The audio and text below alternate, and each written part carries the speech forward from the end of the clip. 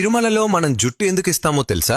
మొట్టమొదట వెంకటేశ్వర స్వామి ఒక చీమల పుట్టలో ధ్యానం చేస్తూ ఉండేటప్పుడు బ్రహ్మదేవుడు ఒక ఆవు రూపం దాల్చి ప్రతిరోజు ఆ చీమల పుట్ట దగ్గరకు వచ్చి స్వామికి పాలిచ్చేవాడు. ఒక ఆవుల కాపరి అది చూసి కోపంతో ఆవు మీదకి తన గొడ్డల్ని విసురుతాడు. ఆ గొడ్డలి నేరుగా వెళ్లి వెంకటేశ్వర స్వామి తలకి తగులుతుంది. దాంతో స్వామికి దెబ్బ తగిలి రక్తం కారుతుంది. కొంతకాలానికి ఆ గాయం అయితే మానిపోతుంది, కానీ అక్కడ వెంట్రుకలు మాత్రం రావు. అలా ఒకరోజు వెంకటేశ్వర స్వామి కొండ మీద పడుకుని ఉండగా ఆకాశ మార్గంలో వెళ్తున్న నీలాదేవి అనే ఒక గంధర్వ కన్య వెంకటేశ్వర స్వామిని చూసి కిందకు వస్తుంది. తలకి తగిలిన దెబ్బని చూసి ఎంతో బాధపడుతూ తన తల నుంచి కొన్ని వెంట్రుకలను తెంపి వెంకటేశ్వరునికి ఇస్తుంది. అప్పుడు వెంకటేశ్వర స్వామి ఇలా చెప్తాడు, నా అందం కోసం నీ అందాన్ని పాడు చేసుకున్నావు కదా, కలియుగంలో కొండమీదకి వచ్చిన నా భక్తులు తమ జుప్పుని ఇచ్చే సాంప్రదాయం మొదలవుతుంది. ఆ జుట్టు యొక్క శక్తి అంతా వేరే భూలోకంలో ఉండే నీకు దక్కుతుంది అని చెప్తారు. ఇంతకీ తిరుమలలో ఇచ్చే మన జుట్టుని